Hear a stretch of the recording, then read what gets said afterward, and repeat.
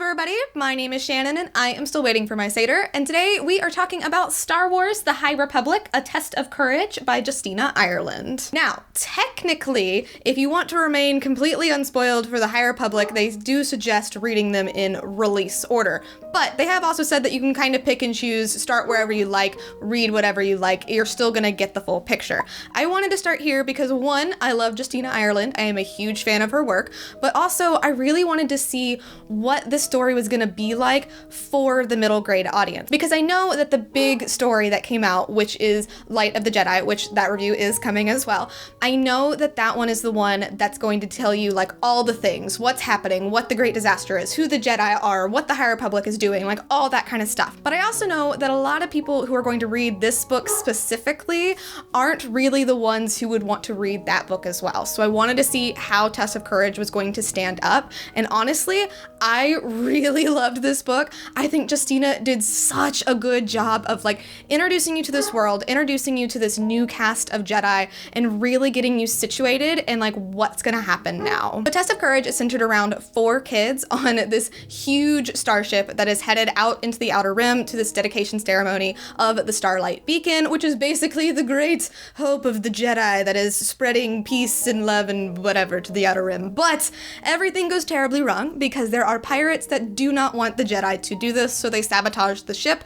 Everything just basically goes horrible, everything goes sideways, and our 4 main characters are separated from everyone else on this ship and are basically left adrift in space. I actually really loved this setup because our 4 kids are characters that get so much development. I feel like I know so much about Vernestra, Avon, Honesty, and Imri just from like these 200 pages alone. I really felt like they got so much depth to them, and being able to see them like on their own, it's pretty much just them and like their droid J6 for the entire story. They don't really get to interact or be with anybody else, was very cool to see because they are all on like the cusps of like becoming their own person. With Vernestra, she is pretty young for a Jedi Knight. She's only 16. She actually aced her trials on the first try, and she strikes me as somebody who is very serious for her age, maybe didn't exactly get to be a kid like other kids her age,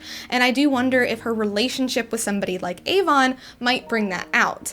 Now, Avon is the daughter of a very prestigious senator, and she's only 12 years old, and she is very stubborn, she's very fiery, she is an inventor, she has a lot of ideas about things, and she just wants to do things her way. What was really cool about her was kind of seeing how her view of her mother and her view of things that were happening kind of changed and matured as the story went on, because they're in some pretty like, you know, deep stuff that's happening here. It's pretty heavy for these kids to go through, and I liked the way Avon reacted to it. It felt very organic, and it was just really awesome to see. And when it comes to our 2 boys, Honesty and Imri, like, okay, Imri is a Padawan who is very emotional and like very in touch with his feelings. He is an empath, and that was adorable. I loved seeing that, and I also loved seeing like how he struggled throughout this story, because something really big happens to him in Honesty, and to see how they handle it and like what happens from there was something that I don't think we get to explore a ton with the Jedi and within Star Wars, so I really liked being able to see that.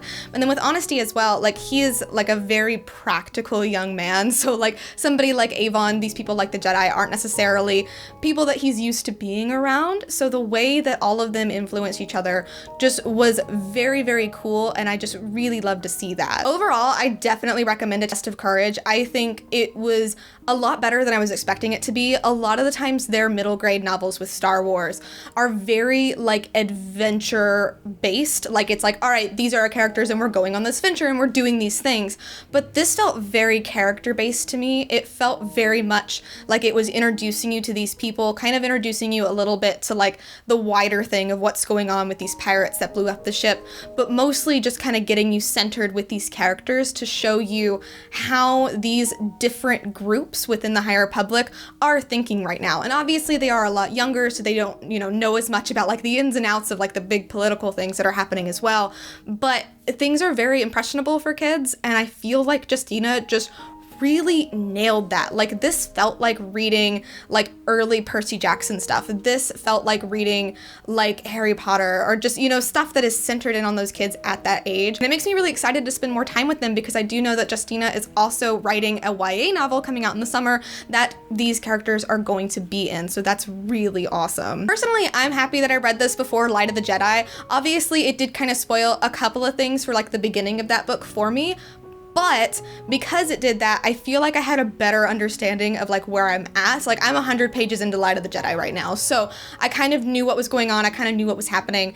And this book so far was definitely more my jam with the character-driven type of stuff.